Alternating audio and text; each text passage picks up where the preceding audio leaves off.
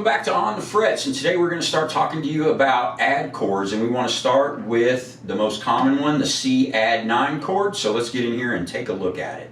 Okay, so what we're going to do is we're going to put our middle finger on the 5th string of the 3rd fret, the C note there, and then we're going to put our index finger on the E note of the D string on the 2nd fret, and then we're going to put our ring finger on the D note on the B string of the 3rd fret, and we are going to strum from the 5th string down. So there is your Cadd9. And so here is a quick tip.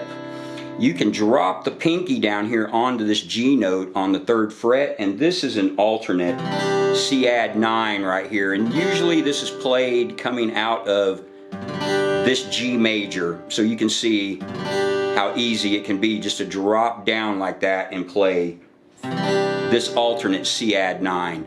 But again, for Cadd9, it's the middle finger on the C note, the index fingers on this E note, and then we're down here on this D note, strumming 5 strings, and there is your Cadd9.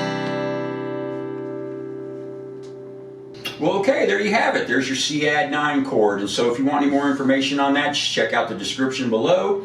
And with that, keep watching, keep practicing, and you will keep getting better. We'll see you guys soon.